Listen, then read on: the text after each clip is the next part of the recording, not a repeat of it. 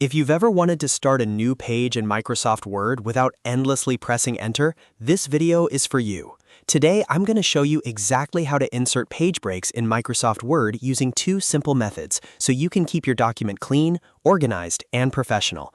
This is a really useful skill for reports, essays, letters, resumes, and any document where formatting matters. And if this tutorial helps you out, go ahead and hit that like button and subscribe for more quick Word tutorials just like this. Let's jump in. First, open your Microsoft Word document and place your cursor exactly where you want the new page to begin. This part is important because the page break will be inserted right at that spot. If you click in the wrong place, the break will happen in the wrong section, so make sure you've selected the correct line or paragraph before moving on. Now let's look at the first method using the Insert tab. At the top of Word, click the Insert tab. Once the ribbon opens, look for the Pages group. In that section, you'll see an option called Page Break. Click that, and Word will immediately move everything after your cursor onto a new page. This is one of the fastest ways to insert a break, and it's especially helpful when you want to keep your formatting neat without adding extra blank lines. If you prefer using the keyboard and ribbon menus a different way, there's another method that works just as well.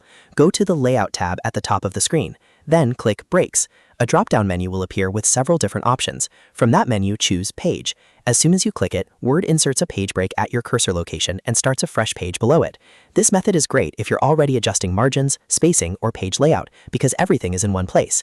A page break is much better than repeatedly pressing enter because it keeps your document structured and easier to edit later. If you add or remove text above the break, Word still knows where the next page should start.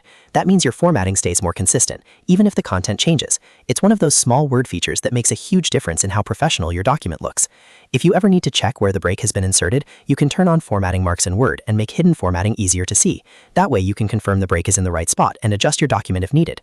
And if you accidentally insert a break in the wrong place, just click near it and delete it. Then repeat the steps again in the correct location. So to quickly recap, click where you want the new page to start. Then either go to Insert and choose Page Break, or go to Layout, click Breaks, and choose Page. Both methods will give you the same result, so you can use whichever feels faster and more comfortable for you.